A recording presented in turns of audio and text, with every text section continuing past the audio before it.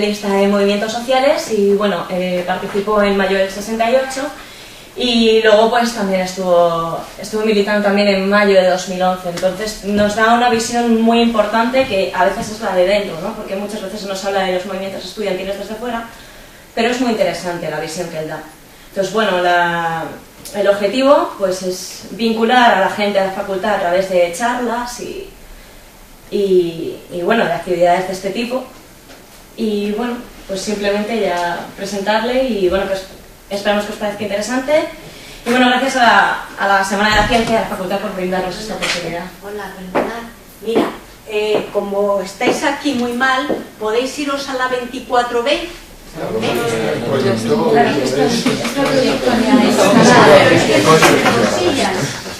Ahora, ¿os quedáis aquí?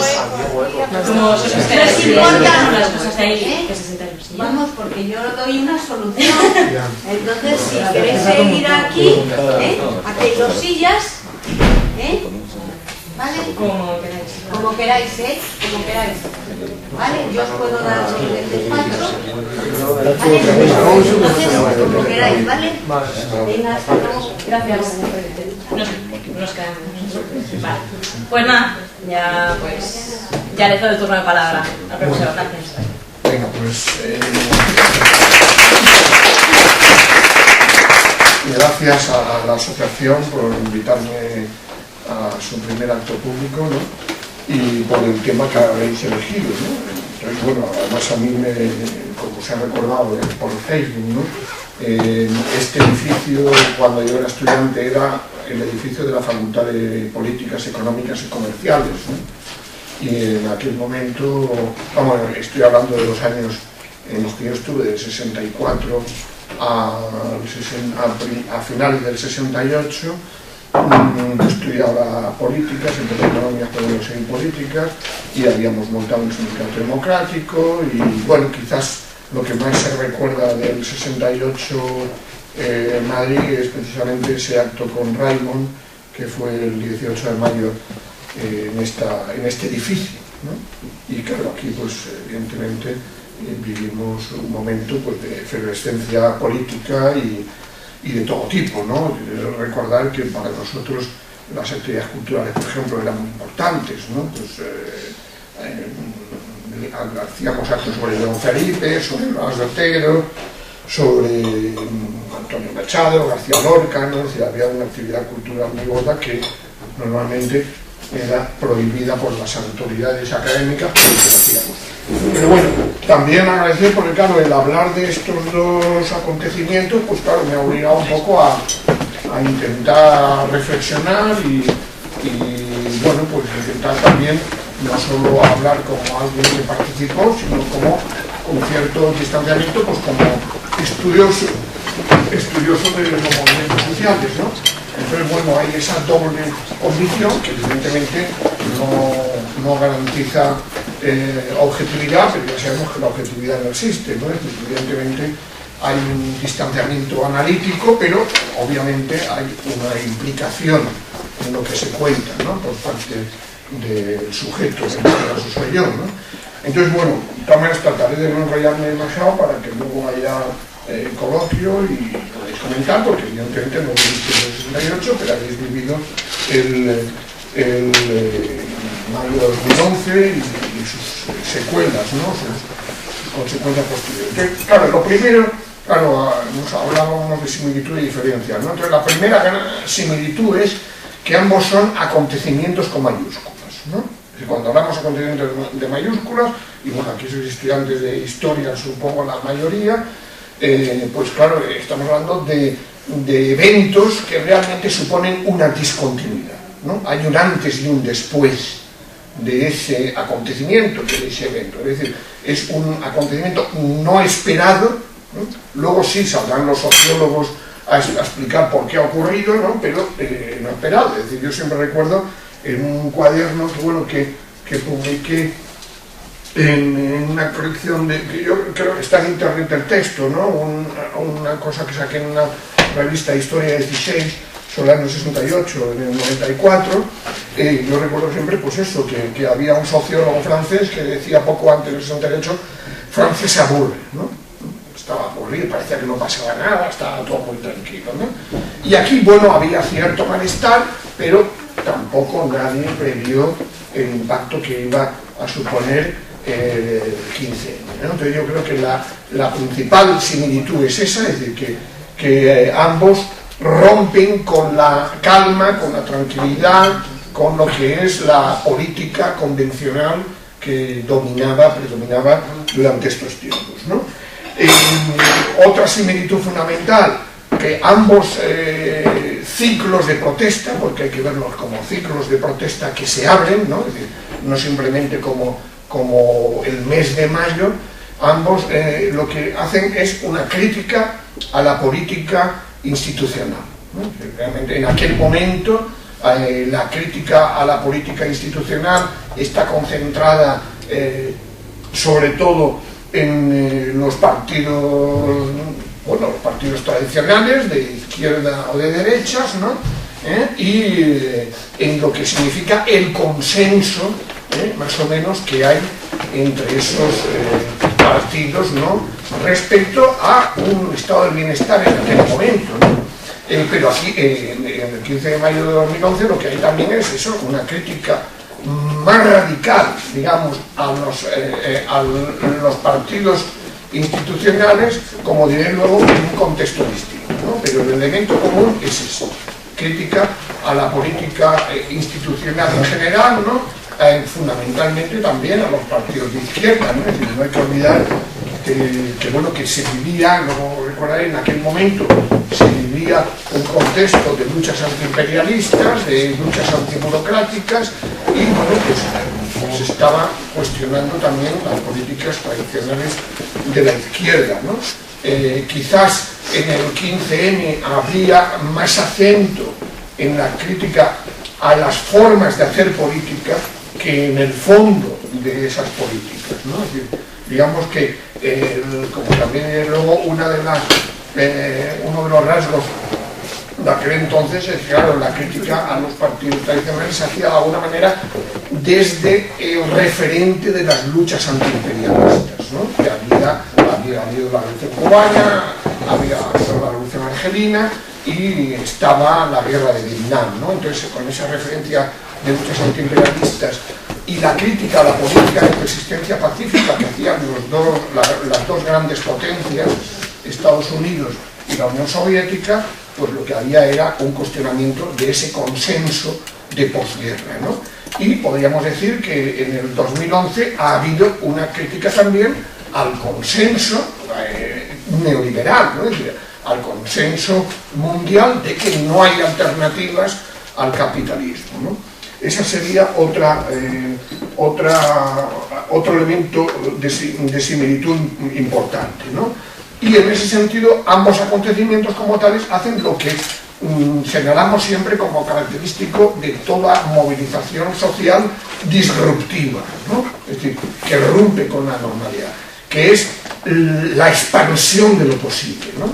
Es decir, cuestionan los límites de la realpolitik, ¿no? Y plantea la posibilidad de ir más allá de esos límites que se marcan desde el establishment, ¿no? Y bueno, eso simboliza esa ampliación del espacio público, se simbolizó entonces, si nos referimos fundamentalmente a los países europeos, en la ocupación, ¿no? Ocupación de las facultades y las fábricas, ¿no? De hecho, lo que se abre es un movimiento de ocupación de fábricas y facultades extenso, ¿no? Bueno, desigualmente en función de los países, pero de luego importante si nos referimos al contexto europeo, sobre todo Francia e Italia, ¿no? En Italia es más prolongado, por eso cuando se habla de Italia en aquel entonces se habla del mayo reptante, ¿no? Del mayo prolongado de alguna manera que se produce allí, ¿no? Con un movimiento de consejos obreros importante, ¿no? Que también están cuestionando la política de los sindicatos, ¿no? Y en el 15 de 2011, claro, no hemos visto ocupaciones de fábricas y escuelas y facultades, pero sí ha habido esa ocupación de las plazas, ¿no? La ocupación de las plazas, tomando el ejemplo de la primavera árabe, ¿no? Que bueno, y hagan las plazas centrales de las grandes ciudades, ¿no? Y claro, eso también es novedoso, y significa, claro, esa simbolización en la ocupación de esas plazas, de esa voluntad de expandir el campo de la política, el campo del espacio público, el campo de lo posible. Bien, otro elemento importante pues es la innovación en los mensajes, ¿no? En los mensajes y en los eslóganes. Yo, claro, aquí os pongo, porque supongo que los del tiempo que los conocéis, pues algunos de entonces, ¿no? La barricada cierra la calle para abrir camino, bajo los adoquines está la playa, te amo o díganlo con adoquines, bueno, hay muchos, ¿no? Yo he traído, si lo que pasa es que vuestra generación, el francés no lo conocéis mucho, ¿no? Creo, pero he traído este librito que los muros tienen la palabra, porque podemos decir que, claro, que entonces eran las paredes, ¿no? Eran las paredes donde se ponían los eslóganes, ¿no? Y ahora hemos visto que son las redes sociales, también, bueno, en las plazas y demás, ¿no? Pero, en fin, ha habido ahí esa capacidad, digamos, de crítica irónica al sistema, ¿no? Y la innovación, la imaginación que irrumpe en esos momentos, en esos acontecimientos con mayúsculas, que son momentos de efervescencia colectiva, ¿no? De apertura también, no solo a un nuevo imaginario posible, sino también a la imaginación, ¿no? Y eso es importante señalarlo, ¿no? Por supuesto, tienen que ver con que, claro, en esos acontecimientos pesa más la dimensión expresiva que la dimensión instrumental. Es decir, pesa más la protesta indignada, ¿no? Que concretar qué reivindicamos, ¿no? Eso viene luego. Eso vendrá luego, como hemos podido ver, en los dos ciclos, ¿no? Bien, otro elemento importante de similitud, la juventud como sujeto motor, ¿no? En aquel entonces era la juventud estudiantil, ¿no? Es decir, la juventud estudiantil, la universidad, que, bueno, pues realmente estaba cuestionando un futuro que se le ofrecía. Es decir, que en ese sentido, ya digo, ahí hay una similitud y una diferencia. Es decir, la similitud es una juventud, en aquel caso estudiantil, podríamos decir que en 15M el sujeto motor es fundamentalmente licenciados, es decir, la juventud de alguna manera que ha salido de la universidad. Ese es el colectivo motor, una cohorte de edad mayor que la que protagonizó el mayo del 68, pero bueno, ambas están reflejando una protesta frente al contexto, ¿no? Es decir, en aquel momento, claro, ¿qué futuro se denunciaba? Se denunciaba el futuro de ser, como se decía, perros guardianes de la burguesía. Es decir, no querían ser chiens de garde, ¿no? Porque era el famoso, había una famosa obra de Paul Nissan, ¿no? Que era, realmente se llamaba así, le chiens de garde, ¿no? Y entonces, bueno, ahora claro es distinto, ahora se está denunciando la ausencia de futuro, ¿no? La precarización, etcétera, ¿no? Pero hay ese elemento común, ¿no? Bien, luego, pues claro, los dos ciclos, ¿no? Pues claro, lo que fueron capaces fue de ir introduciendo nuevos temas en la agenda política, ¿no? Es decir, en aquel momento siempre decimos que el 68 no fue feminista, no fue ecologista, pero sí metió lo que un sociólogo entonces llamaba la galaxia auto, la voluntad de autonomía, autodeterminación, autoorganización, ¿no? Autogestión, ¿no? Esa galaxia auto es esa idea de autonomía es la que permitirá la irrupción posterior, aunque existían por supuesto grupos pioneros, ¿no? De un movimiento feminista, ¿no?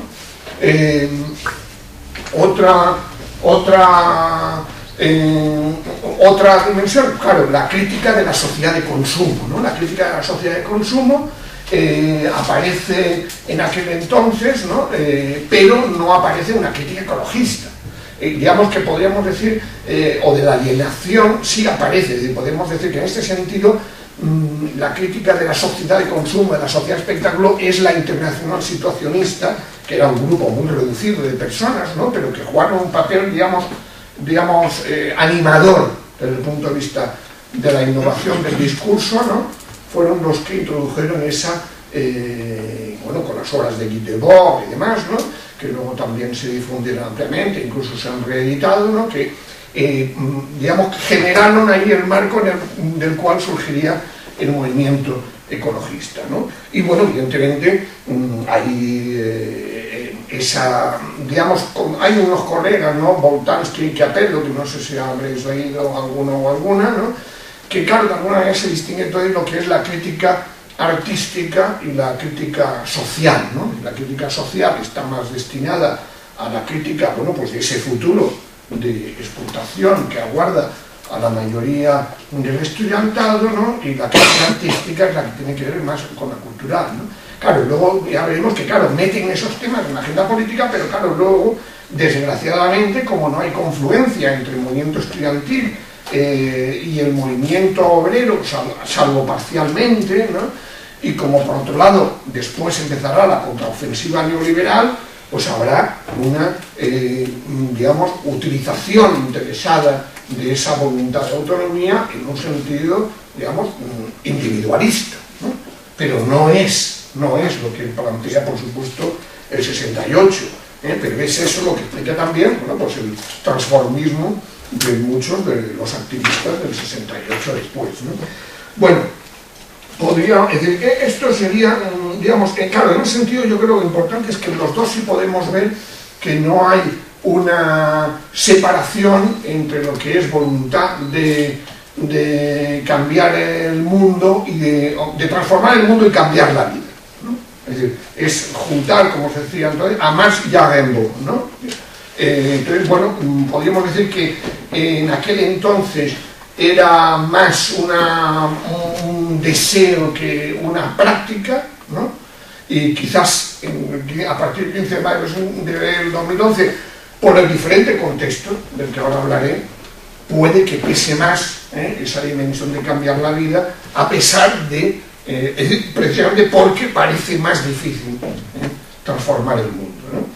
Bien, esos serían, digamos, elementos comunes. Diferencias, claro, pues podemos decir que, claro, los tiempos mundiales eran distintos, ¿no?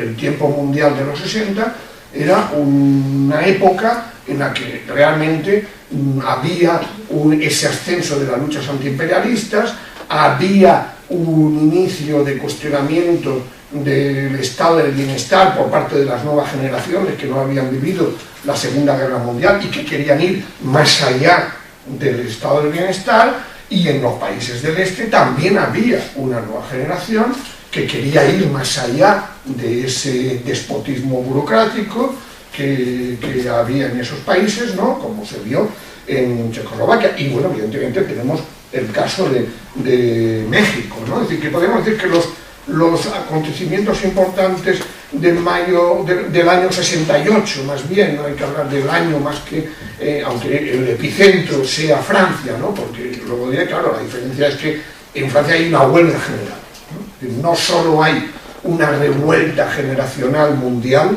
sino que hay también una huelga general, promovida bajo la presión de ese movimiento estudiantil y con una centralidad del proletariado industrial en aquellos tiempos que no existe ahora, ¿no? En nuestros países, si hablamos de China u otros países asiáticos es distinto, ¿no? Pero en el caso europeo ahí sí hay una gran diferencia, ¿no? Es decir, en aquel tiempo había ese contexto de crisis de hegemonía del imperialismo estadounidense, de crisis de hegemonía de la burocracia soviética, ¿no?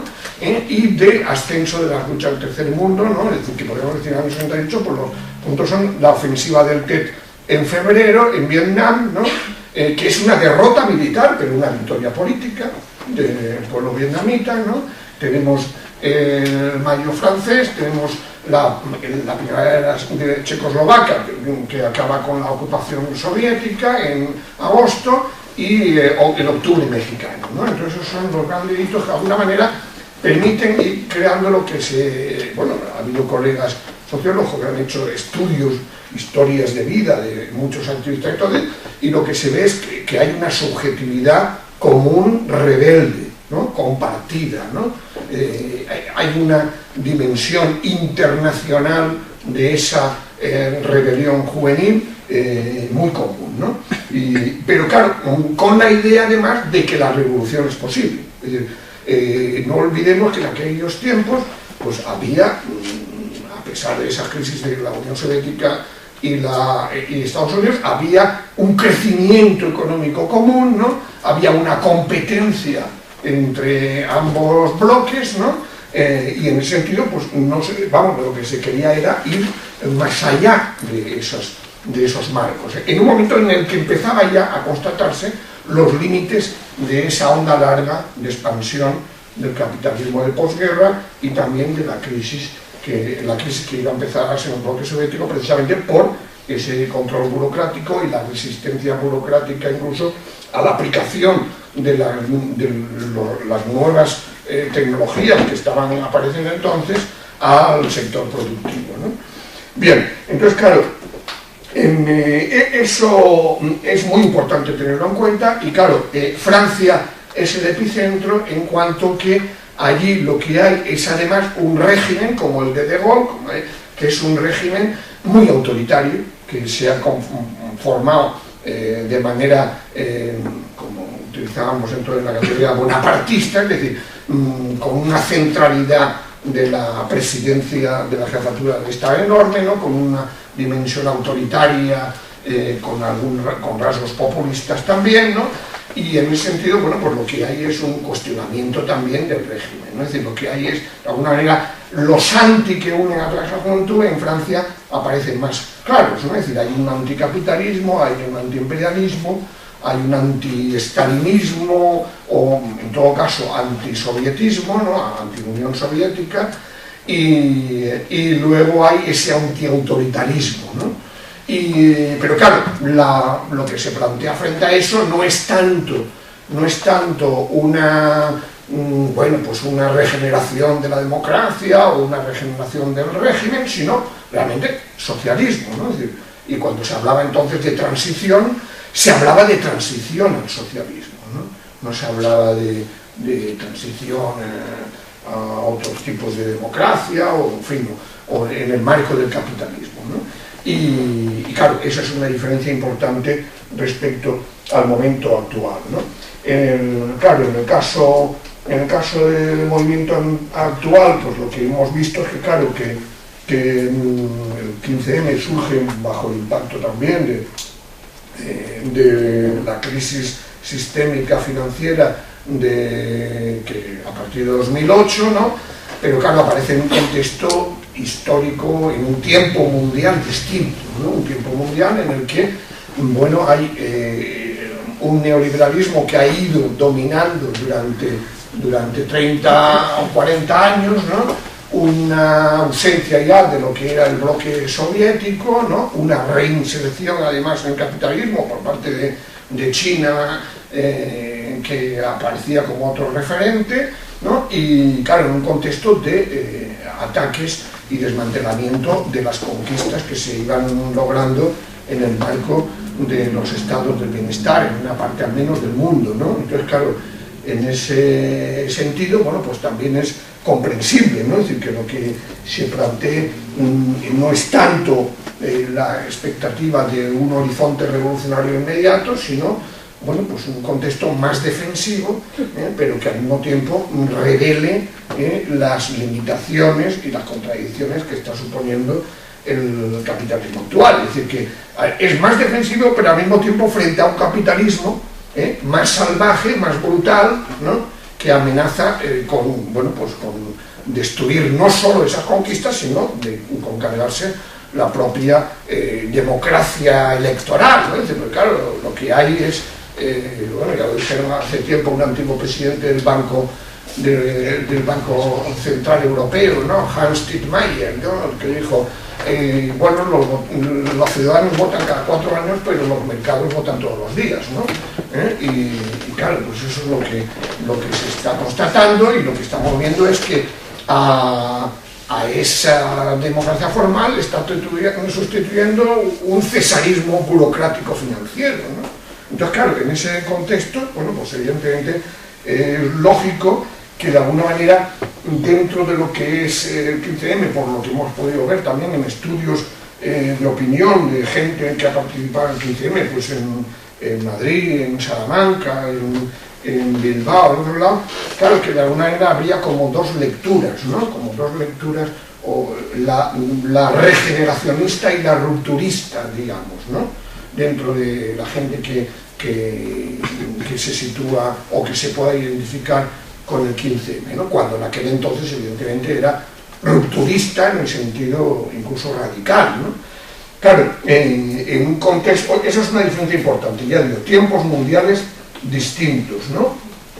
Y lo que os decía, claro, con un problema de los sujetos que se enfrentan al sistema, ¿no? Es decir, que en aquel entonces había un movimiento obrero fuerte, con unos sindicatos que sí, que también habían participado de lo que era el neocorporativismo que se creó en el marco de los estados de bienestar, pero que tuvieron que ceder, adaptarse a la radicalización de la nueva generación obrera, porque no olvidemos que la clase obrera de los años 60, aquí en el caso español mucho más, era muy joven, ¿no? Y por lo tanto había, digamos, más disponibilidad, no había el peso de las derrotas que han podido ver luego los trabajadores, ¿no? Y entonces, bueno, pues eso yo creo que es otra diferencia importante.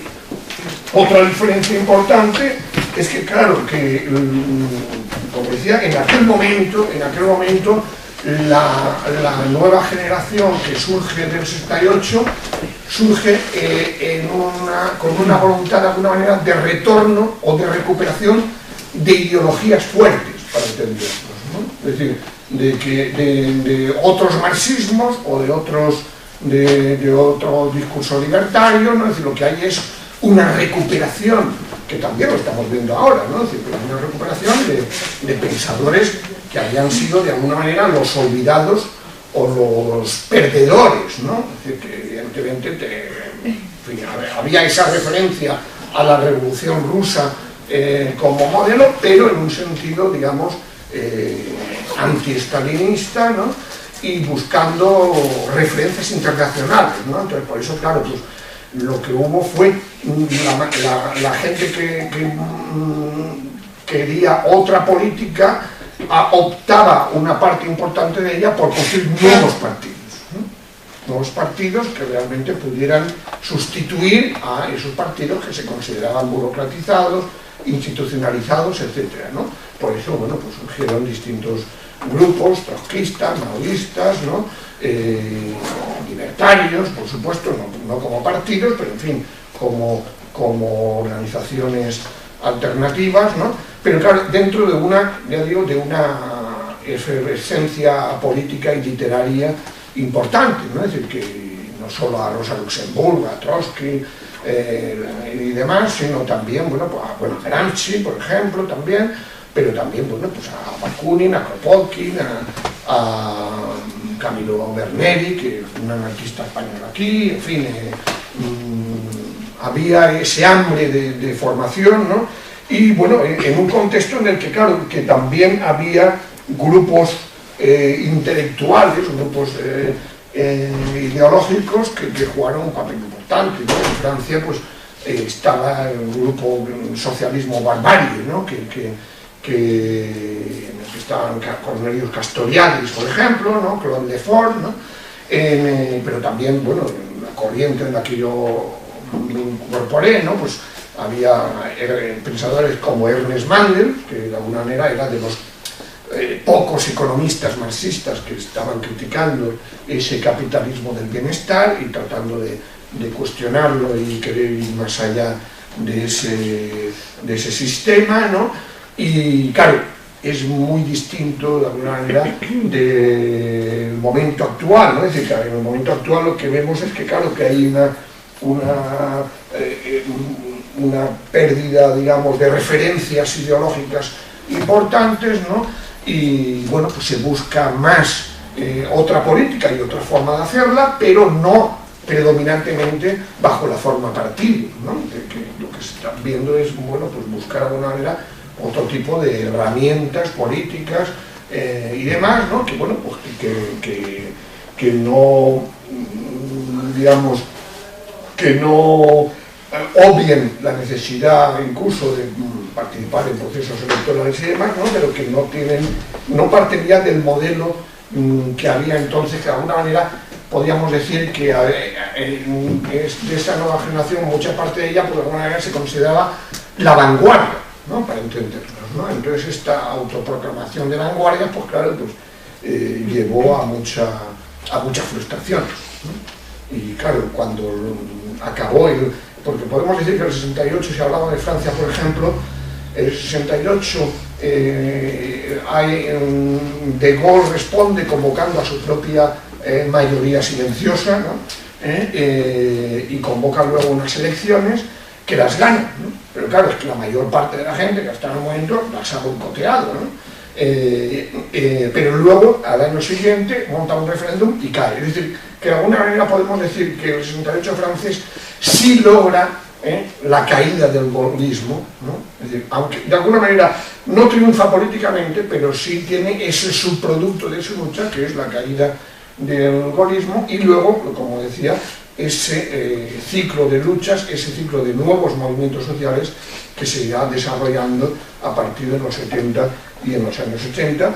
Podríamos hablar, claro, de Alemania e Italia, que es muy importante, ¿no? Es decir, que en Italia es un movimiento mucho más prolongado, mucho más radicalizado, ¿no? Pero vamos, con sus distintas ramas. Claro, también hay un sector que acabará practicando la lucha armada, como la Brigada Rojas en Italia o la Baden-Meinhof en Alemania, ¿no? Pero claro, ya con una lectura, digamos, deformada, ¿no? Es considerado que prácticamente Alemania era un estado fascista, ¿no? Pues claro, no era exactamente eso, por muy autoritario y duro que fuera en su política represiva, ¿no? Y bueno, pues ahí hubo sus secuelas, ¿no? Pero que en todo caso revelaban esa apuesta por otro comunismo, para entenderlo, ¿no? Comunismo con referencia maoísta, con referencia trotskista, con referencia libertaria, ¿no? Pero con esa idea de que la revolución es posible y no. Y podríamos decir que ese ciclo y esas expectativas revolucionarias realmente llegan prácticamente hasta la transición española, ¿no? Hay que recordar que cuando en Chile se produce la victoria de la Unión de la Izquierda, que ahora hemos recordado con Allende, ¿no? Con los 40 años, lo que se plantea es la transición al socialismo. Se plantea realmente ir rompiendo con el capitalismo, ¿no? En el caso portugués, en abril del 74, lo que se plantea es un proceso revolucionario abierto, ¿no? De que hasta en la Constitución del 76 se escribe, ¿no? Queremos una sociedad sin clases, ¿no? Está ahí plasmada una voluntad de transformación radical de la sociedad, ¿no? Y claro, en ese contexto también nuestra generación nos movimos aquí, ¿no? Es decir, que entienden, no que la revolución era inmediata, porque había que cargarse la dictadura como tarea central, pero sí que esa caída de la dictadura pudiera crear un contexto de inestabilidad política y social, ¿no? Y de protagonismo del movimiento obrero y de pasar más allá de la conquista de las libertades democráticas, ¿no? Y demás, ¿no?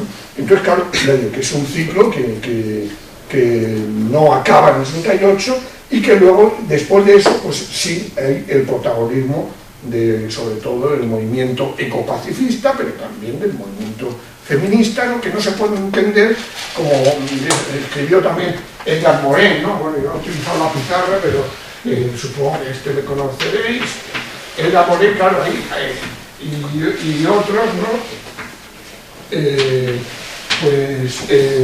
Habrá, claro, como el Bayern ha dicho, ahí abre una brecha en el sistema, pero luego crea un subsuelo. Es decir, a pesar de su derrota, genera el subsuelo a partir del cual se irá generando esos movimientos sociales, ¿no? Lo que pasa es que, ya digo, frente a eso, pues está el neoliberalismo, que desarrollará su propia contraofensiva, ¿no?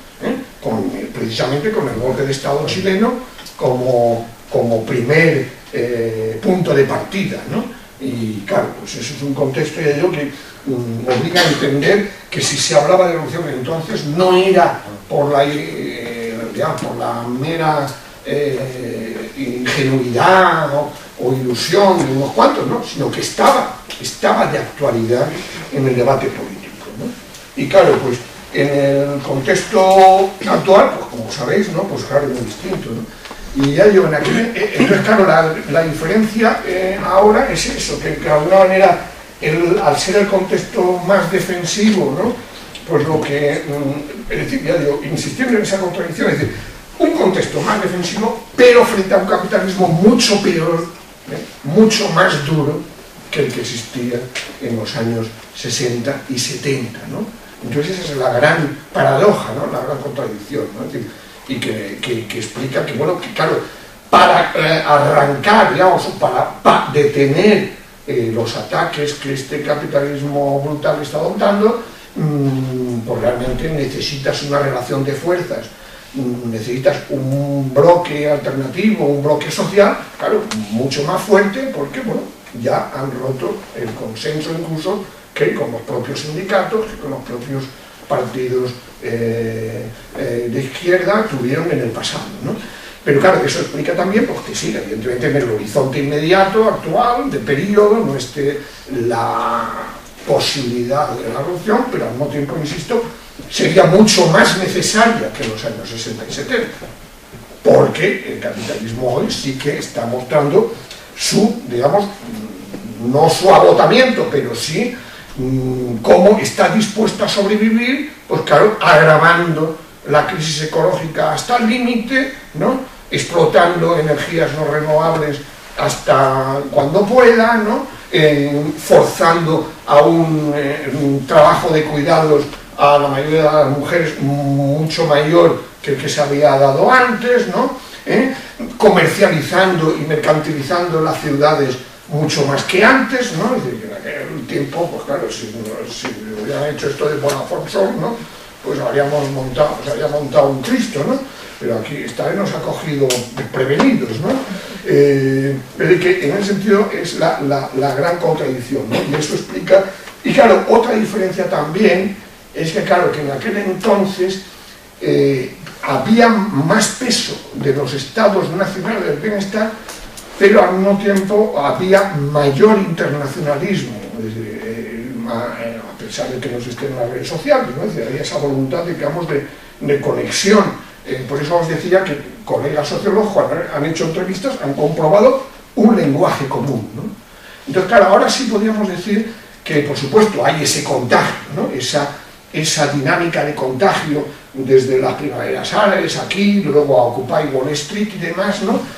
Pero, claro, pesa más, a pesar de la globalización neoliberal, a pesar de esas crisis de los estados nacionales del bienestar, las luchas se están desarrollando más a escala estatal que a escala global, ¿no? Es decir, que ahí podríamos hacer una pequeña historia intermedia, ¿no? Porque en medio hemos tenido el movimiento antiglobalización, pero claro, el movimiento antiglobalización, que era esa nube de mosquitos, que luego quería ser multitud, que iba a todas las cumbres y demás, ¿no? Que luego se fue extendiendo, pero no llegó a tener un arraigo local, ¿no? Un arraigo en los distintos países, en la mayor parte de ellos, ¿no? Claro, si quitamos América Latina, que no se puede entender los procesos de ruptura parcial que ha habido en América Latina sin ese movimiento antineoliberal que se dio en ellos, ¿no? Y ahora que debería haber mayor internacionalización de las luchas, mayor coordinación y luchas comunes, vemos que, dado ese contexto defensivo, es decir, no se trata de echar la culpa a los actores, ¿no? Que se procesan, pero dado ese contexto defensivo, pues claro,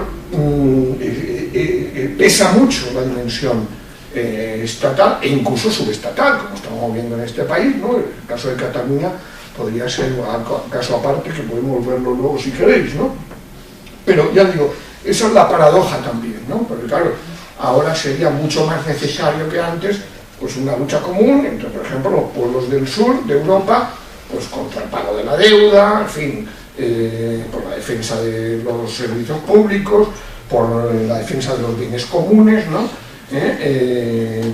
Pero bueno, estamos viendo que cuesta mucho, ¿no? Incluso, por poner ejemplo, en Francia, En Francia no ha habido contagio, realmente, ni de las primaveras árabes, ni de lo de aquí, ni lo de Estados Unidos, ¿no?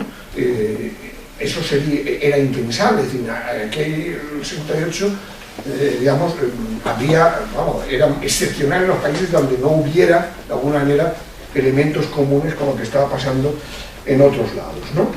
Evidentemente, hay diferencias también en los recursos organizativos, ¿no? Como decía antes, pues claro, pues lo que se utilizaba entonces era fundamentalmente las paredes, los panfletos, las publicaciones, cantidad de publicaciones. Yo os he traído aquí para pasar pues un disco, ¿no?, que sacaron después, ¿no?, pues un comité. Este disco ha sido realizado con el concurso de los movimientos y grupúsculos que han participado en la Revolución Cultural de mayo del 68. Se pone a la venta al precio de 3 francos con el fin de desenmascarar hasta qué punto los capitalistas enriquecen sus discos, se enriquecen con los discos comerciales habituales, ¿no? Y bueno, claro, como ahora hay que tener el aparato para poner esto, pues ya casi nadie lo tiene en su casa, ¿no? Pero en fin, es un ejemplo, ¿no? Es decir, que hubo, por supuesto, mucha actividad cultural, ¿no? Mucha actividad, por ejemplo, claro, en Francia, la Escuela de Bellas Artes, ¿no? Los carteles, ¿no? Los carteles jugaron un papel innovador y creativo enorme entonces, ¿no? Eduardo Arroyo, un pintor, por ejemplo, que supongo que habréis oído hablar, era uno de los que estaba allí, en París, ¿no? Uno de los que hacían esos carteles, ¿no? Y evidentemente ahora, pues claro, pesa más las nuevas tecnologías y tal, pero bueno, por supuesto también las publicaciones y demás, pero claro, realmente juegan un papel secundario. El papel juega hoy un papel secundario. Las radios eran muy importantes entonces, ¿no? Las emisoras de radio en mayo del 68 mismo fueron clave, porque la gente se llevaba el transistor. Hubo una venta enorme de transistores en mayo del 68, precisamente porque era la forma de enterarse, pues alguien que cogía la emisora de la policía y decía, pues la policía viene por aquí, por allá y tal y cual, ¿no? Eso lo cuenta, por ejemplo, bueno, una cosa que os he traído aquí para la asociación, ¿no? Emma Cohen, ¿no? Emma Cohen, que fue, sigue viviendo, es una actriz, era pareja de Fernando Fernán Gómez, ¿no? Pues ella estuvo en París en el 68 y bueno, pues realmente cuenta un poco eso, ¿no? En su crónica particular, ¿no? Y claro, pues ahora evidentemente sabemos que son redes sociales, WhatsApp y compañía, ¿no? Otra diferencia importante, o sea, un elemento común de una diferencia es la práctica asamblearia, ¿no? Es decir, la práctica asamblearia en aquel entonces existía, evidentemente era lo fundamental, pero podemos decir que era una práctica asamblearia, claro, con un protagonismo de la gente, de los grupos, ¿no? Bueno, aquí lo de grupúsculos se pone porque, claro, el gobierno acusaba de grupúsculo y tal y cual, pues ya sabéis que Cohn-Bendit pues le acusaron de ser un judío alemán, ¿no? Y le echaron de Francia, ¿no? Y por eso uno de los eslóganes era todos somos judíos alemanes, ¿no? Y bueno, pues entonces claro, ya digo, para volver a esto, eran asambleas con un protagonismo de gente de corrientes, digamos, distinto a lo que hemos vivido en el 15M, ¿no? Y luego con un papel de los líderes, ¿no? Es decir, claro, el mismo Cohn-Bendit, pues bueno, pues no era el único en la Facultad de Nanterre. Por ejemplo, había un compañero nuestro de la corriente en que yo formé parte, Daniel Ben Said, ¿no? Daniel Ben Said también estaba en Nanterre, pero bueno, era más joven. Cohn-Bendit, bueno, pues le convirtieron un poco en el líder, ¿no? Pero bueno, es verdad que consiguió cierta autoridad entonces, ¿no? Otra cosa es su biografía posterior, ¿no? Pero bueno, es decir, había un papel de líderes relativamente importante que, bueno, que evidentemente no se da ahora, ¿no? Y en ese sentido yo creo que la novedad del 15M es que sí hay que reconocer que con sus virtudes y sus defectos, pero llegó a practicar una democracia directa superior a la del 68. Es decir, que en las formas ha sido superior al 68 de entonces, porque en cuanto que ha permitido una mayor isegoría, ¿no? Es decir, una mayor igualdad en la palabra, una voluntad, digamos, de superar la división entre los no organizados y los organizados, etcétera, ¿no? La práctica de la rotatividad, en fin, la búsqueda del mayor consenso posible. En aquel entonces, pues, vamos, que las votaciones eran muy frecuentes, ¿no? Que en ese sentido ya digo, había una voluntad democrático radical, pero podemos decir que el 15M, en un contexto, claro, pues de desprestigio mayor o de pérdida de visibilidad, incluso de los partidos a la izquierda de la socialdemocracia, pues bueno, también es comprensible, ¿no? Pero claro, también, ya digo, con sus virtudes y sus defectos, ¿no? Que hemos visto, claro, los problemas de que, claro, eso vale para los momentos de efervescencia colectiva, de participación masiva, pero claro, todo ciclo de protesta tiene su límite, ¿no? Es decir, tiene su fase ascendente, pero claro, cuando llega la fase descendente, pues el problema de la organización, de la continuidad y demás, pues plantea alguna forma de delegación, ¿no? Lo importante es que esa delegación, pues evidentemente sea rotativa, etcétera, ¿no?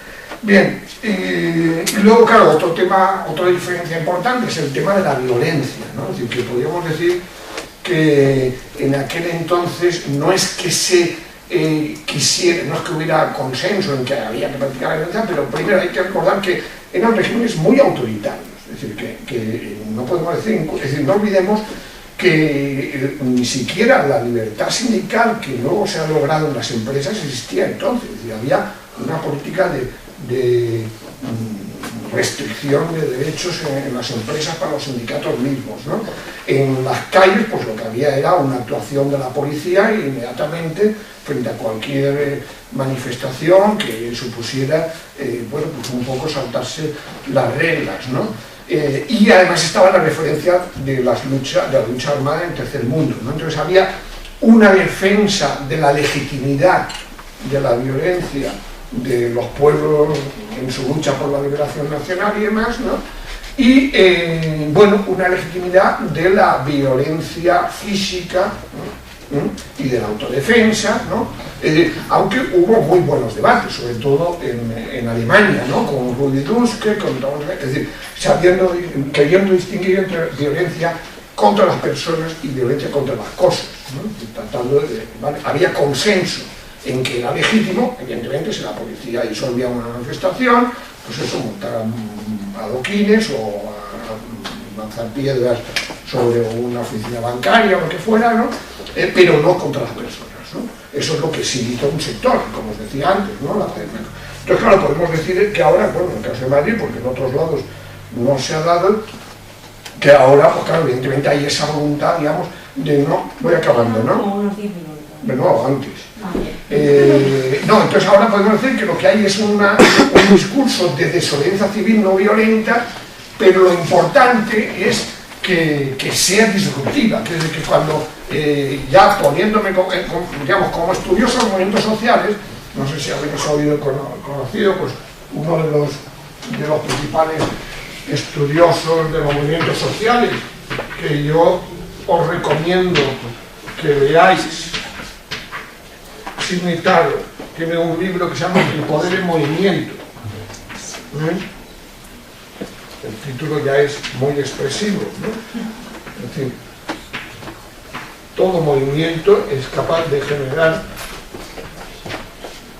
un poder social, un contrapoder alternativo, ¿no? Entonces, ahí, claro, es importante distinguir entre lo que son tres formas, digamos, de acción colectiva de protesta, ¿no? Las convencionales, que son las huelgas, la petición de firmas, huelgas también depende de cuáles, ¿no? Estamos viendo ahora con los de la limpieza en Madrid, ¿no? Como puede haber ahí mucha bronca también, ¿no? Pero de alguna manera las huelgas convocadas, con tiempo, negociadas con la patronal y el gobierno, etcétera, etcétera, las manifestaciones organizadas también, tipo procesión y demás, ¿no? Luego están las violentas, pero en medio están lo que llamamos alteración del orden no convencional, ¿no? Yo creo que eso es el campo en el que de alguna manera pragmáticamente se ha podido situar a 15 años, ¿no? Es decir, no en función de convicción, sino en función, digamos, de la eficacia, ¿no? De cómo lograr mayor legitimidad social a la protesta. Bueno, pues siempre que se pueda es mejor encontrar formas de alteración de la protesta no convencionales, disruptivas, ¿no? Como es esa resistencia disruptiva, como es, por supuesto, la ocupación de las plazas, como es la ocupación de las oficinas bancarias, como es la resistencia a los desahucios, etcétera, ¿no? Y bueno, haciendo que la violencia la ejerzan los otros, ¿no? Y entonces, bueno, pues desenmascarar de alguna manera esa actitud represiva, porque es lo que permite lograr mayor legitimidad. Bueno, en el caso español, yo no sé si os interesará, pero claro, no, lo he dicho ya de pasada, ¿no? Pero lo importante es eso, recordar que en aquel tiempo aquí no hubo un gran mayo 68, ¿no? Y lo que hubo fue un movimiento, digamos, más antifranquista que anticapitalista, pero bueno, si se ve precisamente el acto de Raimon, las imágenes y demás, pues se ve que ahí los carteles, las pancartas y demás, ¿no? Y se acaba cantando la Internacional, es decir, que había esa voluntad de no ser solo antifranquistas, sino también ser antiimperialistas, anticapitalistas, ¿no? Y de ahí también surgió esa nueva generación que bueno, pues luego dio lugar a distintos partidos, ¿no? Y bueno, pues muchos de ellos luego pues cambiaron de bando y demás, pero hay que decir que los movimientos sociales de los 80, ahí hubo un protagonismo importante de la generación del 68, ¿no? Es decir, que si hablamos de gente que estaba en esos movimientos, pues los núcleos activistas promotores venían de ellos, ¿no? Y el movimiento antiglobalización también, ¿no? Porque evidentemente en el caso del 15M pues no han sido, por supuesto, protagonistas, ¿no? Pero lo que hemos visto es cómo ha habido un retorno, ¿no? Es decir, ha habido un retorno de gente de aquella generación gracias a ese nuevo acontecimiento.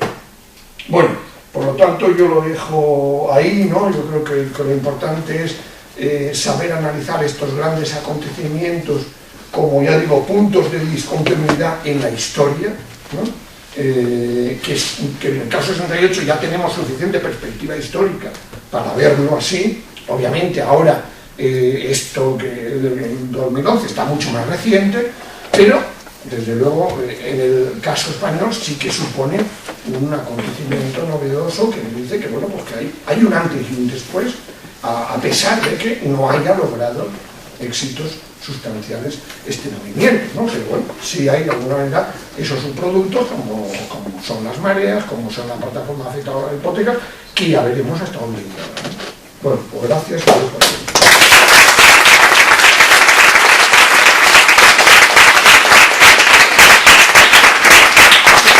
Bueno, habéis ido viendo los eslóganes ahí un poco, ¿no? Luego, si quieres, os dejo una copia del trabajo, y ya... si me puedes dejar una bibliografía con todo lo que has sacado y tal, y los que habéis mandado reserva, pues os la pasamos por el correo que tenemos, si no, la colgaremos en el Facebook para que todo el mundo pueda utilizar esta bibliografía. Bueno, yo creo que si ponéis en Google el año 1938 Jaime Pastor, sale este texto. Entonces aquí sale una bibliografía al final. Hay algún ex que, en fin, que, por ejemplo, un tal Gabriel Albiac, ¿no? que escribió entonces sobre eso, ¿no? Que bueno, que evidentemente no estaba mal lo que escribía en aquel tiempo, pero en fin, ya sabéis que eso no ha pasado siempre ha habido, en los momentos de reflujo y de contrarrevolución, siempre ha habido gente que se ha pasado al otro lado, que no es una novedad, ¿no? En fin, pero bueno, yo creo que con esto vale, sí, ¿no? Y respecto a en concreto es, o sea, ¿qué texto en concreto es? Bueno, es una especie de, pues eso, una especie de crónica, balance de lo que significó el año 68. Este cuaderno es del mundo actual, Tea. En Cuadernos del Mundo No, es Cuadernos del Mundo Actual. Sí, porque si ponemos Jaime Pastor El año 68 nos van a aparecer un borrón de textos. No, bueno, pon Cuadernos del Mundo Actual. Cuadernos del Mundo Actual, Jaime Pastor, el año 1968. Gracias. O al revés, ¿por qué? Bueno, pues si queréis abrimos turno de preguntas, si hacéis alguna observación. Si la idea era abrir ahora pues, como una especie de mesa redonda, que pudiéramos comentar cosillas y tal. Así que... Adelante, por favor. A ver, yo tengo algunos comentarios aquí que hacer. ¿Quién citó lo de Francia se aburre? Diego Sanmalú. Lo cito aquí, en la primera página. No, me he equivocado. Pierre Viançon Ponty. Sí, es que Pierre Viançon es otra obsesión mía, pero porque ahora también está justificando lo que decía del cesarismo burocrático financiero. Es un sociólogo muy reconocido. Este era Pierre Viançon Ponty. Vale, es que cuando comentaba sobre las influencias políticas, los autores y tal, se me viene a la cabeza algo que no sé si... O sea, la escuela de Frankfurt, ahí donde la sitúa, porque obviamente fue lo que más peso tuvo también. O sea, Adorno. Adorno y a Marcuse. Marcuse sí. No, Adorno, la paradoja es que la gente empezó a leer a Adorno, pero Adorno se enfrentó a los estudiantes alemanes. Incluso Habermas, les acusaron de fascistizoides. O sea, la reacción personal de Adorno fue fatal, ¿no? Hombre, ahí yo no he hablado de intelectual, pero Foucault no se enteró, estaba fuera también, Foucault estuvo, en aquel momento no estaba en Francia, que yo recuerdo, pero en aquel momento no se implicó, digamos. Es decir, el gran intelectual, entonces Sartre, ¿no? Jean-Paul Sartre es era el gran intelectual francés, tomó posición inmediatamente con los estudiantes, estuvo en la Sorbona, debatió con Bendit y compañía, ¿no? Luego otros también, ¿no? Pero ya te digo que, bueno, pero vamos, es decir, a Adorno, a Horkheimer, Marcuse sí, es decir, Marcuse antes del 38 no lo leyó casi nada, ¿no? Pero después, claro, era un referente porque Marcuse, bueno, en Alemania sí la habían leído, en Alemania, porque iba allí, tenía buena relación con los estudiantes, con Rudi Dusche, que era el gran líder pensante, digamos, del movimiento estudiantil alemán, y claro, Marcuse, pues, de los que más criticaron pues, la alienación, en fin, un marxismo de alguna manera no cientificista, ¿no? Althusser tampoco se enteró en el 68, Althusser estaba en el Partido Comunista Francés. El Partido Comunista Francés, no me he querido ensañar en él, pero el Partido Comunista Francés estuvo en contra de los estudiantes, estuvo en contra de la revuelta estudiantil, ¿no? Que lo consideraba unos pequeños burgueses y demás, ¿no? Es decir, una actitud muy despectiva, muy reticente, y claro, como controlaba la CGT, cuando los estudiantes iban a Renault-Billancourt, ¿no? La gran fábrica obrera francesa, los demócratas de la CGT no les dejaron entrar, en fin, la beligerancia total. Pero sí, en intelectuales es la paradoja, ¿no? Es decir, que salvo Marcuse y algunos otros que me pueden venir a la memoria, ¿no? Pero había algunos de estos que se quedaron desconcertados, no sabían cómo actuar, ¿no?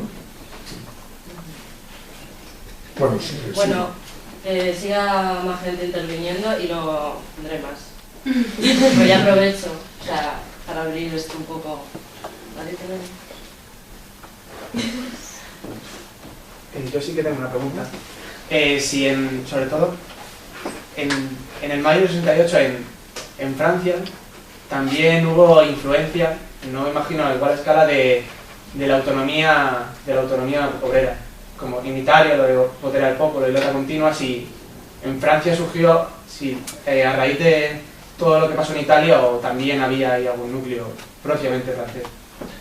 Bueno, como todos dicen, en Italia sí, en Italia, vamos, Italia de alguna manera fue el país donde más fuerte fue, digamos, lo que se llamaba la extrema izquierda, ¿no? Había grandes organizaciones como Lotta Continua, ¿no?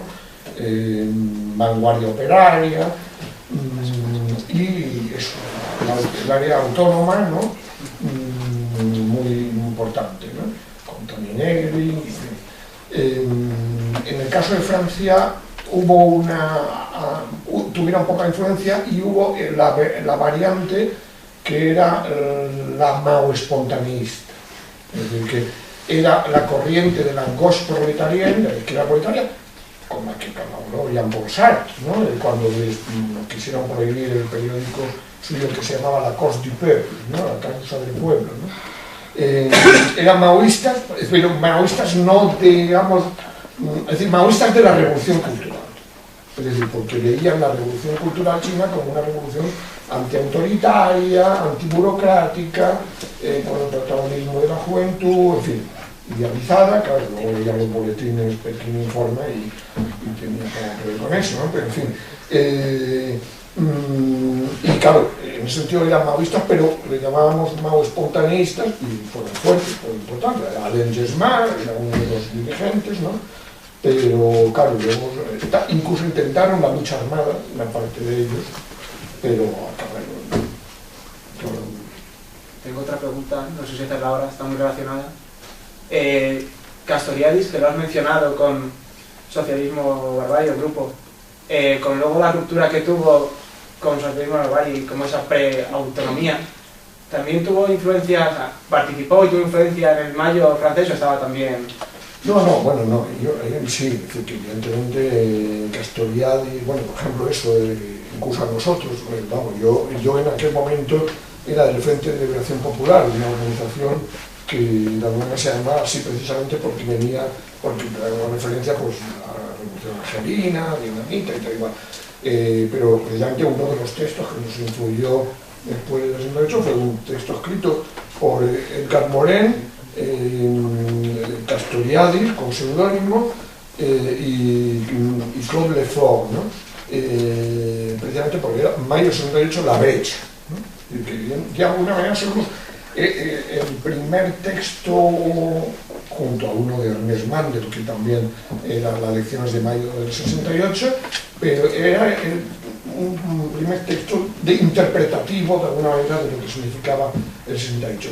Y claro que sí, es decir, que de alguna manera Castoriadis, vamos, no sé yo si estuvo, no creo que estuviera en las barricadas, ¿no? Pero vamos, sí que fue un referente, pues era alguien respetado por la internacional situacionista, pero que eran poca gente, y además muy elitistas, pero que tenían esa creatividad intelectual, que hay que reconocerla, y luego, bueno, venían del trotskismo, y bueno, también eran respetados por la gente que, de alguna manera, los grupos trotskistas que había allí, ¿no? Es decir, una idea, digamos, marxista antiautoritaria, aunque luego se haría antimarxista y consejista. Es decir, de alguna manera, la referencia un poco de las corrientes marxistas antiautoritarias, incluso las italianas, autónomas, era eso, por un socialismo de los consejos obreros, ¿no? De los consejos obreros, de los consejos populares, ¿no? Es decir, un poco con una lectura, digamos, radical de lo que había sido la Revolución Rusa antes de la deriva stalinista. Eso podría ser como más libertaria, incluso como cuando comenzaron los soviets, antes de que los bolcheviques... bueno, para Castoriadis sí, pero como mencheviques no eran más libertarios. No, por eso digo, no, por eso, no, digo antes. No, pero es que los soviets surgieron en febrero del 17. En febrero del 17. Entonces, bueno, hubo la experiencia de 1905, empezaron los soviets del 17, al principio, a la corriente de alguna manera radicalismo minoritario. Entonces, luego sí, luego ya hay en fin, no vamos a hablar de rusa, pero vamos, es decir, que lo que hay es una lucha por la hegemonía dentro de los soviets. Los bolcheviques la ganan poco, prácticamente en septiembre, ¿no? Y luego será cuando habrá la tensión con como ejemplo máximo, extremo, ¿no? De la tensión de alguna manera entre los bolcheviques y la línea que podríamos decir más antiautoritaria, ¿no?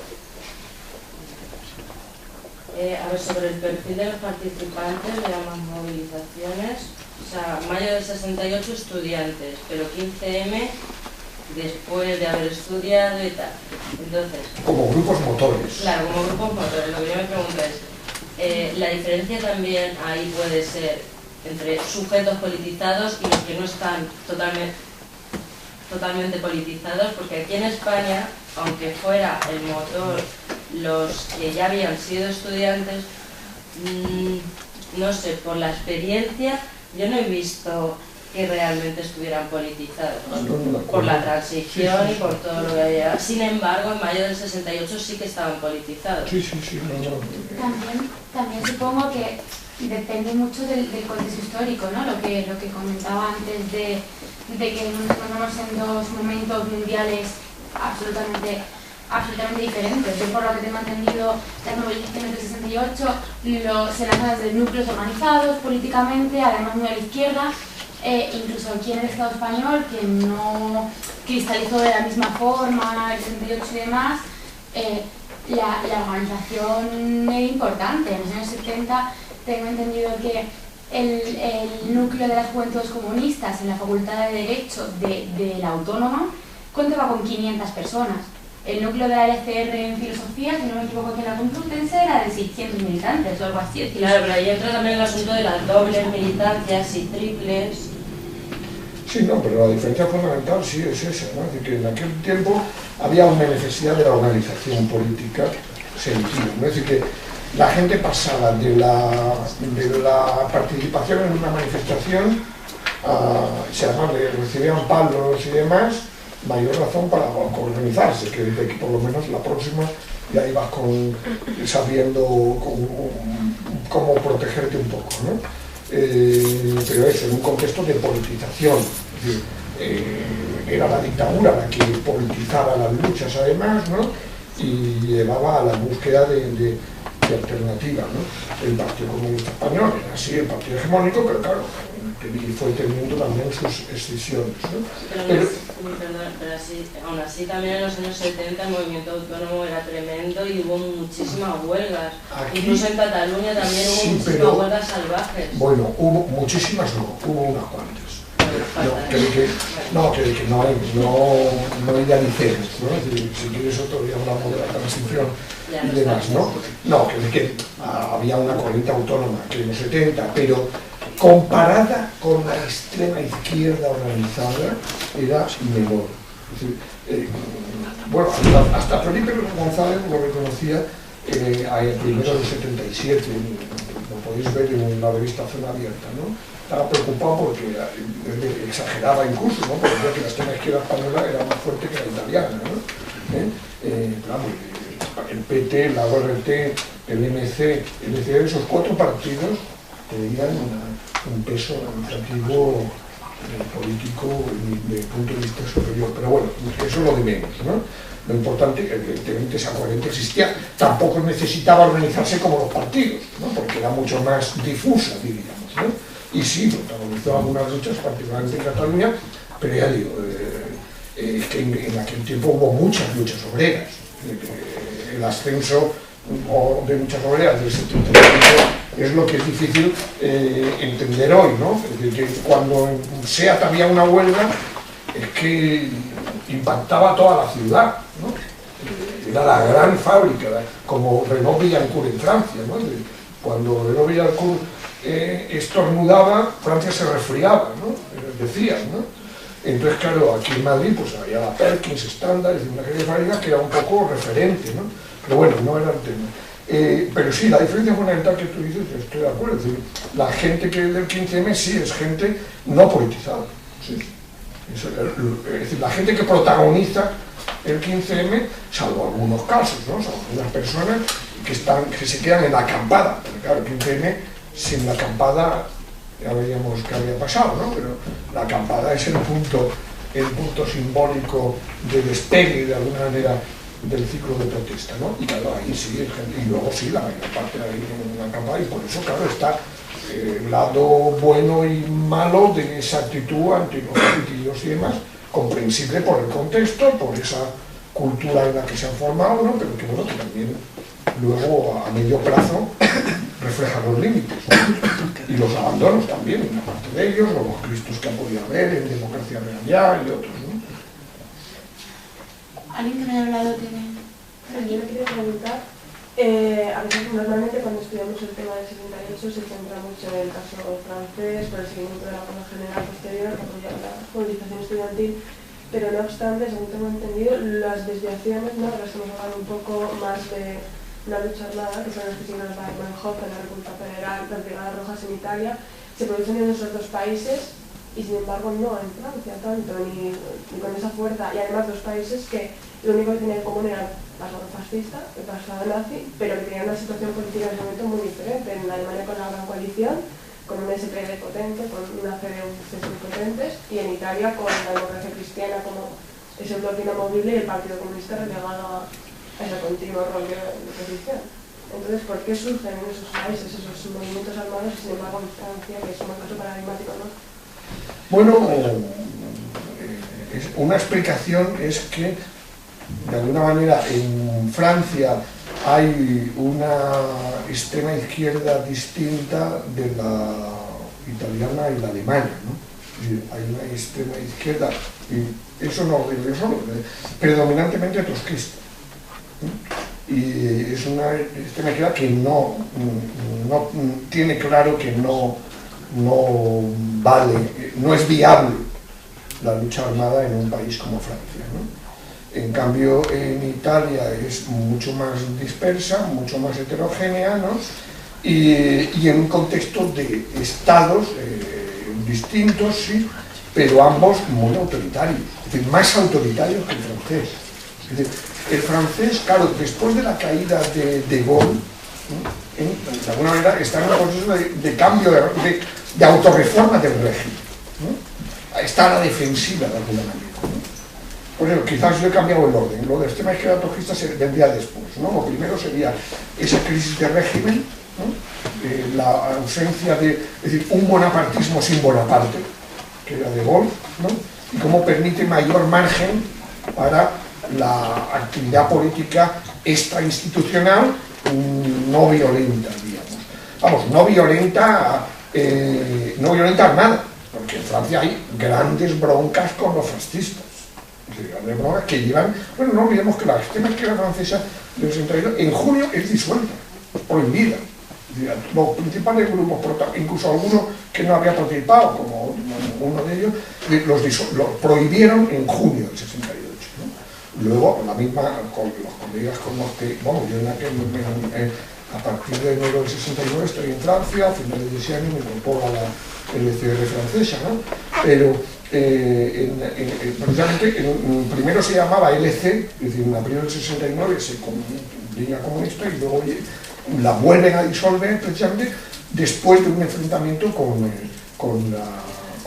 una organización fascista, Ordre Nouveau, ¿no? Ordre Nouveau, ¿no? Es decir, que hay confrontaciones duras y tal y cual, pero vamos, en un contexto, ya digo, de alguna manera de impacto del 68 en la sociedad y una actitud más defensiva, ¿no? En el caso de Italia y Alemania los regímenes son más fuertes, ¿no? No hablemos ya de lo que pasa en Italia con todo lo que luego son la represión dura, pero que ya empieza entonces, ¿no? La criminalización mucho mayor incluso que en Francia, y en Alemania lo mismo, ¿no? Que hay una eso se les acusa de fascistas y demás, ¿no? Y claro, es muy interesante el movimiento estudiantil alemán, porque precisamente ahí hay gente que viene de Alemania Oriental, ¿no? Y ahí es donde está muy claro que no les gusta ni lo del este ni lo del oeste, ¿no? Y claro, desgraciadamente la frustración posterior a la eclosión del 68, que en ellos no había sido tan fuerte como en Francia, llega más pronto y lleva a la desesperación o al error político desde un punto de vista de creer que podrían conseguir a través de la lucha armada el apoyo de la clase obrera, ¿no? Porque eso sí, la referencia de todos estos grupos era la clase obrera, es decir, eran organizaciones con un discurso partiendo de la centralidad del movimiento obrero y de que el movimiento estudiantil pues había jugado un papel de catalizador, de vanguardia táctica, como decíamos entonces, pero que para confrontarse con el sistema no tenía la fuerza suficiente, ¿no? ¿Por ahí, Carlos? Sí, yo... se me ha ido. No, quería preguntar, de mayo del 68, o sea, tú mismo has hablado de las consecuencias que ha tenido, de cómo se va extendiendo en el tiempo, que no solamente un mes, y si todavía podemos hablar en el 15M de si el 15M sigue vivo como movimiento o simplemente lo que se mantiene ahora mismo es todo lo que ha venido de él, como podría ser, pues, quizá el caso más paradigmático, la plataforma contra los desahucios. Sí, no, esa es la pregunta. Lo que pasa es que yo creo que no hay tiempo todavía para responder, digamos, ¿no? De que lo que está claro es que el 15M como estructura organizada se ha debilitado, ¿no? Pero afortunadamente, diríamos, para la mayoría de la gente el 15M no es solo la estructura organizada, sino de alguna manera es como un espacio abierto del que surgen distintas iniciativas, distintas plataformas y que, bueno, que pasó su fase ascendente, pero ha contagiado, ¿no? Ha contagiado, las mareas está muy claro, y ha servido de infraestructura, como tú señalabas, a la plataforma afectada por las hipotecas. Es decir, la plataforma sin el 15M no habría logrado estas victorias pequeñas pero simbólicas y significativas que ha logrado, ¿no? Entonces yo creo que está todavía abierto el futuro, ¿no? Y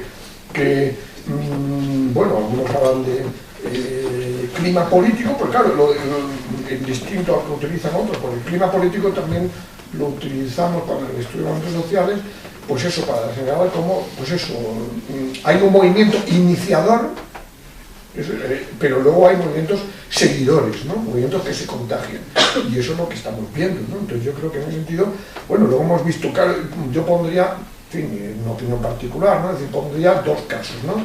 Coordinadora 25S y lo último ¿cómo se llama? Fuera mafia o la democracia, ¿no? Entonces, claro, ahí podríamos ver cómo la comunidad 25S, desde mi punto de vista, ha sobreestimado el potencial de radicalización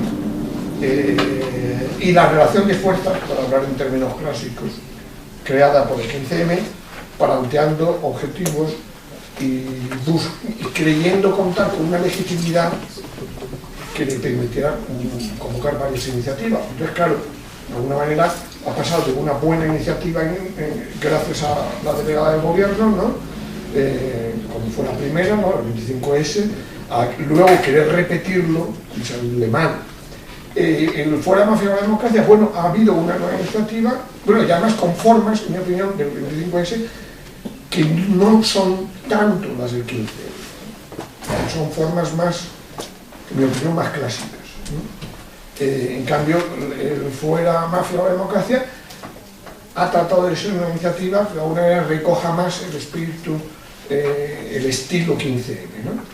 Entonces, bueno, yo creo, vamos a ver, están las plataformas como por la Auditoría Ciudadana de la Deuda, ¿no? Por ejemplo, están, claro, hay múltiples iniciativas, ¿no? Entonces yo creo que el problema es ese, de alguna manera, hay que darse un poco más de tiempo para ver, claro, por ejemplo, otra fórmula, pues podemos hablar de, aquí hay alguno también del barrio de Chamberí, otra fórmula, claro, que las estructuras organizadas del 15M se conviertan en determinados barrios y ciudades en otra estructura más junto con el tejido asociativo respectivo de esos territorios, ¿no? Es decir, como Chamberí se mueve, que están pues asociaciones de vecinos, plataforma de defensa de la educación pública, ¿no? Partidos, ¿no? Esa es otra variante, ¿no? Es decir, que yo creo que hay que verlo, claro, y además hay que reconocer, claro, que esto es se hablaba que estamos hablando de algo que tiene entidad sobre todo en Madrid y bueno, en toda una serie de lugares, pero desde luego ni en Cataluña ni en el País Vasco, ¿no? Que son mapas distintos, ¿no? Entonces yo digo, es decir, yo creo que eso, que lo importante es que ha perdido protagonismo, ha ayudado a que tengan protagonismo otros, como las PA y las mareas, y todavía es un espacio abierto del cual pueden surgir distintas iniciativas y plataformas que, si realmente buscan practicar una democracia directa, una democracia participativa, bueno, pues pueden y aciertan en las propuestas de acción colectiva que hagan, de protesta, bueno, pues pueden a lo mejor retomar, digamos, recoger el testigo de lo que ha sido el 15M, entendiéndolo, ya digo, más como espacio que como estructura organizada, ¿no? Eso es lo que me atrevería a decir, ¿no? Porque ya digo, yo creo que es demasiado pronto todavía, ¿no? No sé, yo la verdad, yo he hecho muchas, o sea, he hecho a mí mismo muchas reflexiones sobre el 15M, ¿no? Porque como movimiento ha tenido un desarrollo que es bastante, a mí por lo menos me parece que es bastante extraño y que los pasos que ha ido dando han sido bastante impredecibles según lo que podríamos haber visto antes históricamente, ¿no? O sea, de algún modo el 15M se quiso disolver, o sea, y primero, o sea, quiso disolver la Asamblea Sol, la acampada Sol se levantó por consenso, bueno, como se dice en la Asamblea, para darle una mayor importancia a los barrios, y luego parece ser que también eso a su vez consiguió luego disolverse en los barrios, porque aunque hay ciertos barrios donde se sigue manteniendo la Asamblea, hay barrios que no, pero sí de algún modo se consiguió disolver de algún modo en la conciencia de la gente, ¿no? El 15M consiguió de algún modo que, o sea, no sé muy bien cómo definir eso, pero de algún modo sí ha habido un cambio con respecto, por ejemplo, al trato de los ocupas, ¿no? De repente ya los vecinos, cuando le ocupan un piso que está vacío, pues a lo mejor no llaman tanto a la policía, sino que van a mirar a ver si necesitan algo los nuevos ocupas, porque de algún modo ha cambiado la forma de valorar las cosas, ha creado una especie de conciencia de pueblo o de ciudadanía donde no estaba. Entonces, como el 15M ya no era tanto, desde mi punto de vista, no era tanto un movimiento revolucionario, sino realmente era un movimiento conservador, en tanto que intentaba recuperar algo así como una especie de núcleo social que se había perdido por esta deriva nihilizante capitalista. Y también en ese sentido un núcleo conservador en la medida en que las respuestas a los movimientos que se han derivado de él, como son las mareas, que en realidad las asambleas, por ejemplo, de sanidad o de educación pública estaban antes, pero el 15M les da algo así como un marco de referencia común en el cual eso puede asentarse y surgir. Igualmente la PA también estaba antes, pero el 15M le da un marco de referencia de barrio que hace que luego, cuando la PA, que eran 4, vayan a parar un desahucio, de repente esté todo el barrio ahí, porque la PA sin las asambleas de barrio no hubiesen tenido ninguna fuerza, son las asambleas de barrio las que ponen ahí la carne de cañón contra la policía. Entonces, como un movimiento conservador, ¿no? Pero la cuestión es que la deriva que está llevando ese movimiento, al no ser revolucionario, desde mi punto de vista, a ser conservador, rompe precisamente, o está rompiendo una especie de vínculo con las proyecciones de Estado, o de crear un Estado, no me estoy explicando, rompe un vínculo de revolucionar la situación social del Estado, intentando crear una especie de Estado propio. Es decir, estamos viendo cómo están surgiendo muchas asociaciones, muchas cooperativas, muchos pueblos ocupados, cómo de algún modo la gente se está organizando, pero para salvarse ellos, no para que el Estado les dé nada, sino ellos mismos autónomamente, ¿no?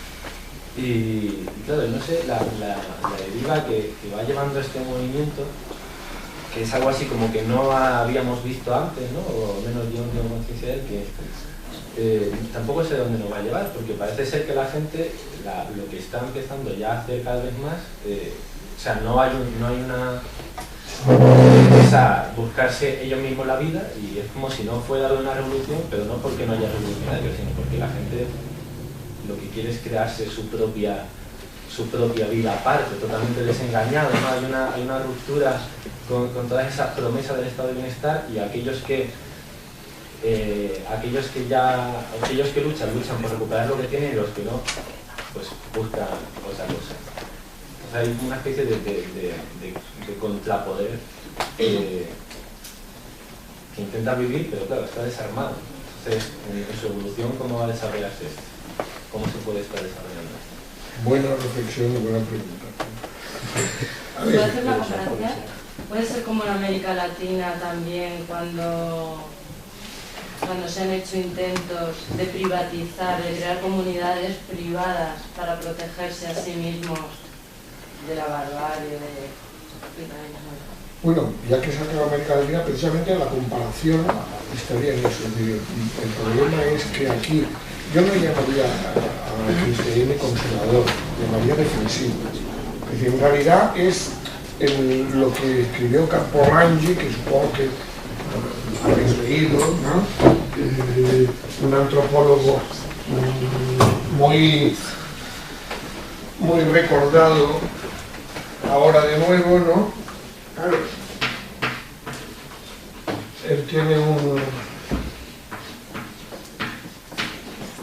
libro que se llama La Gran Transformación, que lo publicó en el año 44, el mismo año en el que un tal Hayek sacó la obra esta de Camino de Servidumbre, ¿no?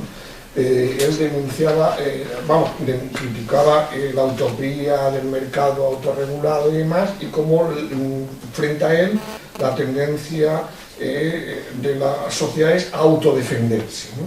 Yo lo presentaría en ese sentido, es decir, el 15M como catalizador de la autodefensa de una sociedad frente a cómo se le van arrancando derechos y demás, ¿no? Es decir, en un sentido me parece más adecuado, porque el conservador tiene otras posibles interpretaciones, ¿no?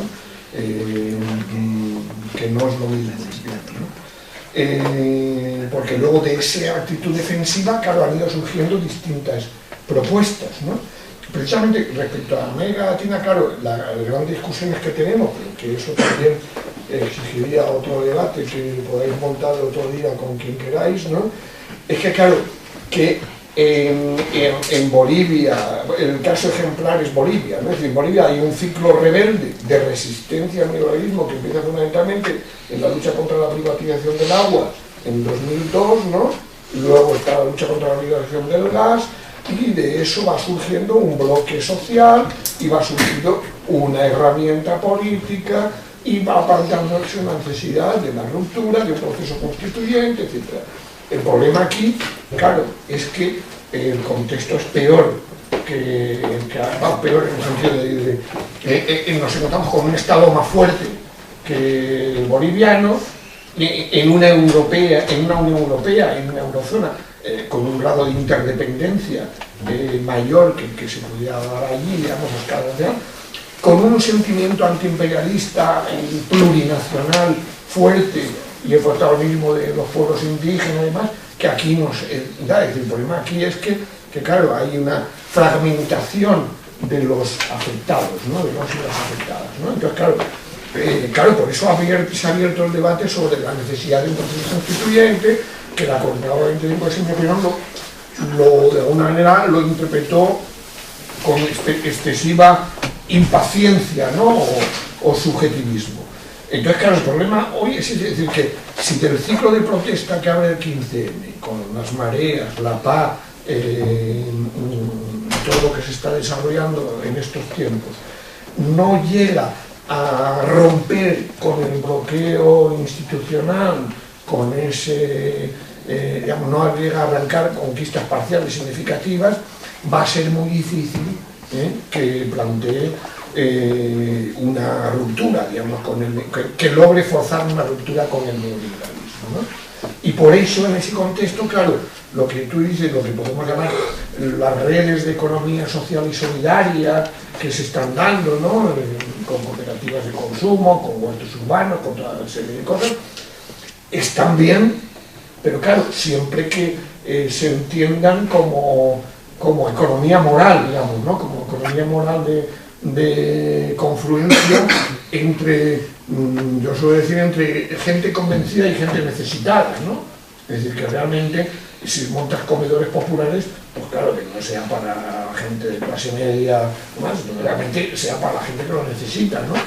Es decir, que ahí tiene que haber, pero claro, el riesgo es creer que eso puede sobrevivir o puede extenderse en el marco capitalista, ¿no? Es decir, que el problema es que eso es una de las herramientas que yo creo que es también en un contexto de resistencia y de prefiguración del otro mundo posible que queremos, pero si no va ligado a la movilización social, a la lucha por el derecho a la ciudad, a la lucha por la defensa de los bienes públicos comunes y demás, ¿no? Pues claro, pues lo que ahora será eso, bueno, pues que eran cooperativas de pequeña escala. Claro, ahora tenemos la experiencia de las cooperativas Mondragón, ¿no? De Fagor. Es una experiencia que ha sido considerada la más pionera, la más interesante a escala internacional, pero ¿qué ha pasado? Que se ha convertido en una multinacional y claro, pues una de las empresas entra en crisis y la dejan sola. El resto de empresas de la cooperativa, ¿no? Que tienen luego empresas en Polonia y en otros lados. Eso sería otro debate. Es decir, que yo creo que de alguna manera eso se puede resumir. No podemos convertir la debilidad en virtud, ¿no? O la necesidad en virtud. Es decir, que eso es importante, pero claro, hoy lo que se necesita son políticas para las mayorías sociales afectadas, ¿no? Y en ese camino, pues ya digo, está bien, porque hemos visto en Grecia cómo la extrema derecha, desgraciadamente, haciendo cosas de estas, también ha logrado, en plan xenófobo, ha logrado apoyo popular, ¿no? en los afectados autóctonos, ¿no? Es decir, no podemos menospreciar eso, pero desde luego, si no va ligado a tratar de salir del bloqueo que se produce bajo esta deudocracia, ¿no? Por eso, claro, temas como la deuda y eso, la defensa de... Vamos, la defensa de bienes comunes, yo creo que es el tema importante, es decir, esto sería otro debate. Bueno, yo no sé, claro, estoy recomendando también cosas, ¿no? Pero unas reflexiones interesantes, precisamente, que ayudan un poco a situar estos debates, las podéis tener, por ejemplo, en uno de los libros recientes de David Harvey, que se llama El derecho a la ciudad, ¿no?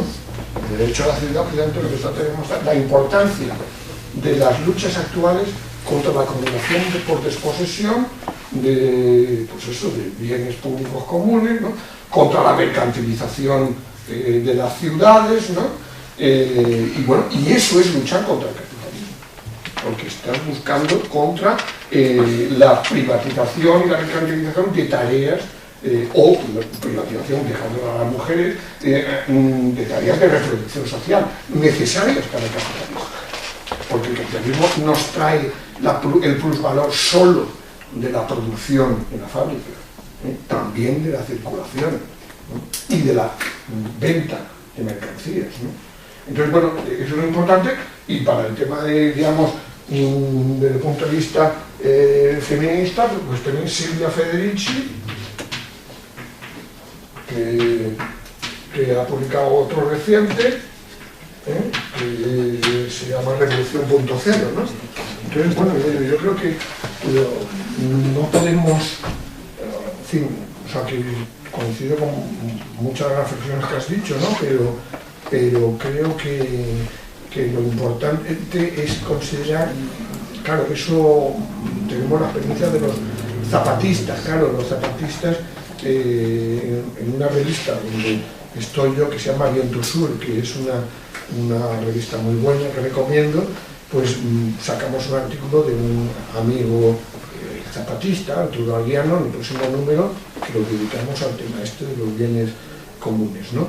Pero claro, yo creo que ahí sí han conseguido sobrevivir, resistir, ¿no? Y demostrar, bueno, que ellos están generando, están prefigurando otros mundos posibles, ¿no? Ahora, en un contexto de de crisis de legitimidad de un Estado entrecruzado por las mafias, ultracorrupto y bueno, con una posibilidad digamos, geográfica, digamos, de resistir con las finalidades, ¿no? Y eso sí, con un ejército armado que no usa las armas más que en situaciones extremas, pero que está ahí, ¿no? Entonces, claro, yo creo que el contexto nuestro es distinto, ¿no? Es decir, que aquí las luchas se sitúan fundamentalmente en las ciudades, ¿no? Y sin menospreciar, por supuesto, el campo y el neoruralismo, ¿no? Pero yo creo que lo importante es eso, es decir, que no pensemos que... Bueno, incluso lo estamos viendo en Alemania. ¿Qué ha hecho el Partido Verde Alemán?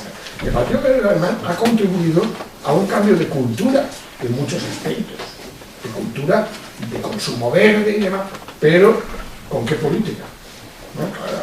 Estaba a punto casi de participar en un gobierno con la democracia cristiana, ¿no? Porque el problema es saber insertar esos, digamos, esos focos de economía social y solidaria que en Madrid existen, ¿no? Está el mercado social, por ejemplo, que está promovido por gente de Ecologistas en Acción y otras organizaciones, ¿no? Ahora, entendiéndolo como parte de una lucha política común, ¿no? Porque si no, bueno, pues, al final quedará solo pues, para sectores de clase media, para sectores más o menos bien, que bueno, pueden sobrevivir, pero digamos el impacto a escala superior, más allá de la escala barrial local, se ha dictado, si no va acompañado por esa preocupación por un horizonte de ruptura, ¿no? Si os parece, para no alargar esto mucho, una pregunta más de alguien que no haya hablado y vamos cerrando. Y críticas también. ¿Nadie? ¿Nadie? A ver. Si no, yo tengo una. Venga. Bueno, me gustaría preguntarle, bueno, aparte de... Me gustaría preguntarte ya a modo más personal cómo viviste tú el mayo del 68, porque muchas veces sí que lo leemos en los libros, sí que es accesible, pero a mí me gustaría que nos contases cómo lo viviste tú. Bueno, yo estaba aquí en el 68. Sí. No, yo fui a Francia. No, aquí pues lo que vivimos fue precisamente, a pesar de la dictadura, y la televisión sacaban imágenes de la cara diciendo, aquí sacaban evidentemente las confrontaciones con la policía y demás, ¿no? Y evidentemente eso nos impactó, ¿no?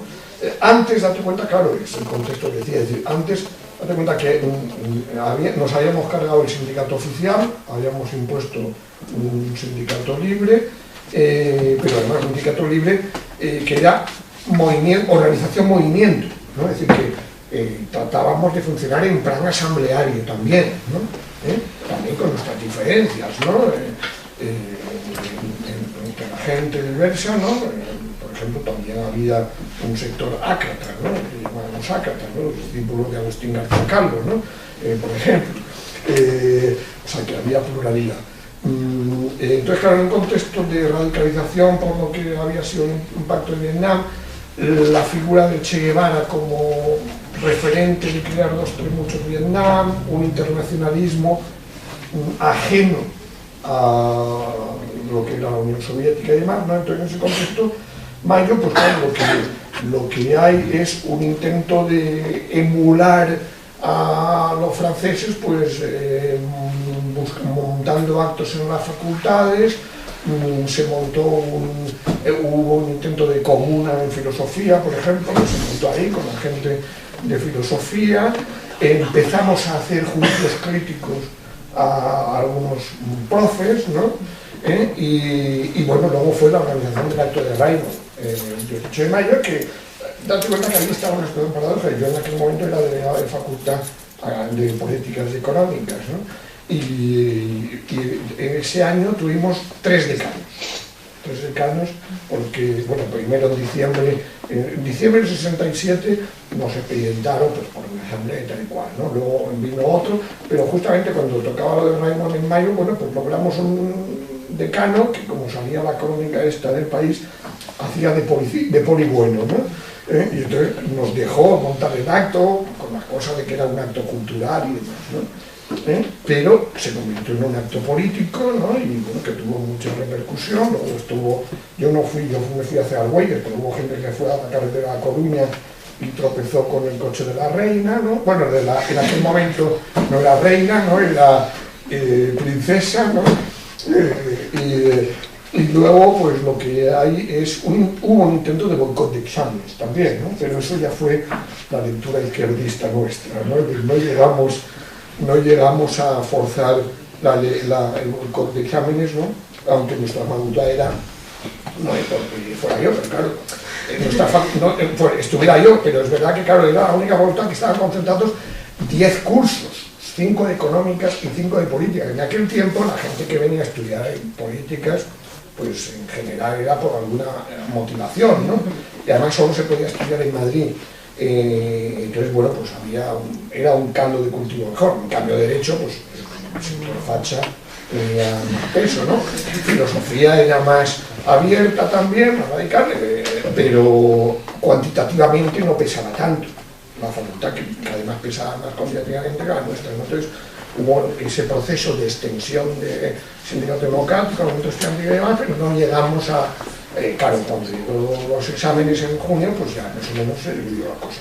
Pero por eso fue un mes muy intensivo, entonces lo que hubo ese verano, pues ya gente que tuviera pasaporte, y ya no lo tenía, ¿no? Pero había gente que, por Francia, pues a coger panfletos y demás, ¿no? Entonces, bueno, es el verano en el que asimilas un poco la experiencia, vamos, la lectura de lo que ha pasado, pues eso en un contexto de politización rápida, pero claro, también eso también con ganas esa de formación.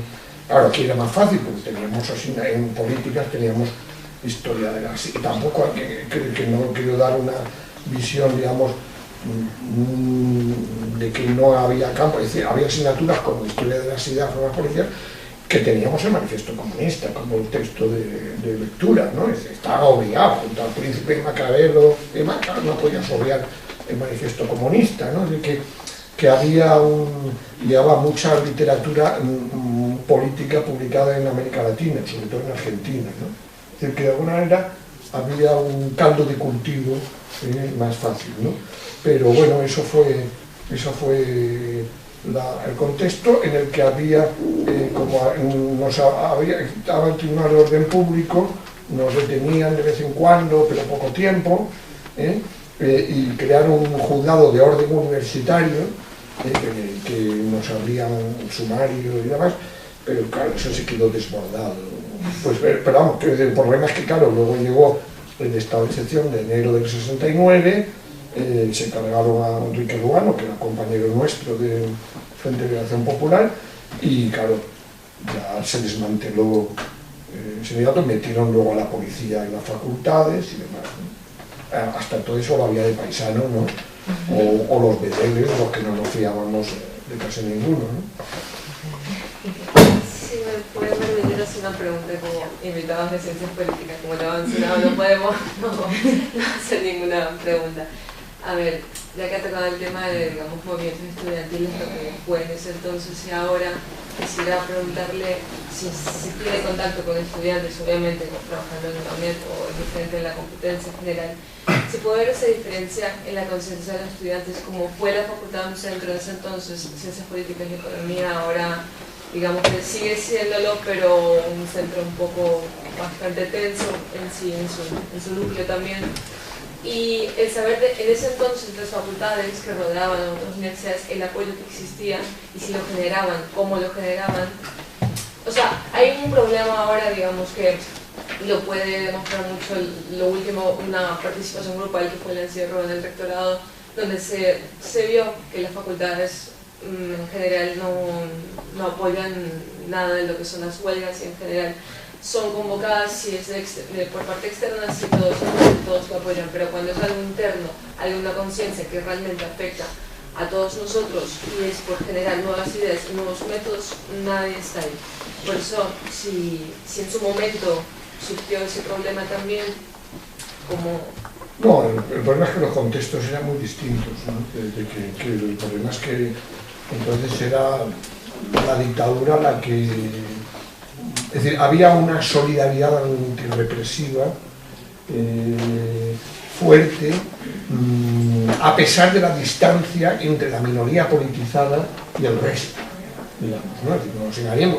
Claro, por ejemplo, eso cuando nos presentábamos a elecciones, claro, nos presentábamos rojos, pero también había gente menos roja, más moderada, ¿no? Pero éramos mayoría los politizados de izquierda, ¿no? Y a pesar de que mucha gente no se identificara con nuestras ideas, sí había esa identificación contigo, sí te detenían, ¿no? O si no te reconocían tus derechos, aunque al final aquí conseguimos tener multicopista, en fin, conseguimos algunas conquistas que ya se desmantelaron todas. Es decir, nos cogió además en un contexto de tímida liberalización de la dictadura, es decir, que llamaríamos, mejor dicho, de pérdida de control social, ¿no? Es decir, la universidad es un espacio en el que era más fácil que perdiera el control social la dictadura, porque claro, ya había esa idea de la autonomía universitaria, que la policía no podía entrar, tal cual, aunque claro, por eso nos amenazaban, ¿no? De, si no quitáis el cartel este y tal y cual, entra la policía, ¿no? Es decir, ese era un chantaje permanente, ¿no? Claro, ahora bueno, aquí lo conocéis mejor vosotros y vosotras, ¿no? Es decir, que ahora el problema es que, claro, que en contextos muy distintos, ¿no? Es decir, la impresión que la distancia entre la minoría politizada y el resto del estudiantado es mucho mayor, que no hay el enemigo común tan claro, concreto, como era la dictadura, que permitía cohesionarse frente a él y construir un bloque común, ¿no? Y luego está toda esa cultura individualista, competitiva, vamos, y el subsuelo es esa cultura individualista competitiva que se ha generado, que nosotros en aquel tiempo, hombre, pues íbamos, los rojos íbamos a clase hasta las 12, a las 12 tenemos la asamblea y no todos los días, ¿no? Pero claro, ahora la impresión que perderse una clase pues es un problema gordo, ¿no? Es decir, claro, todo significa Bolonia y estas cosas, ¿no? Es decir, y pues eso, sí, con la ausencia de futuro, porque ya digo, en aquel entonces, bueno, sabía que no ibas a tener problemas. Evidentemente podías empezar trabajando de aprendiz o de precario, pero con las expectativas de poder pasar a algo mejor, ¿no? Y además, ya digo, en aquel momento, claro, que había una nueva clase media en formación, por eso, claro, la transición también es el ascenso de una nueva clase media, ¿no? En cuyo marco hay que entender el terrorismo político de muchos de antiguos activistas, ¿no? Pero ahora es distinto, ¿no? Pero vamos, ya yo sí, comparando, es comprensible, pero claro, evidentemente el problema es, claro, cómo superar esas distancias, pero yo de nuevo no tengo la solución. Pues nada, muchas gracias. Gracias.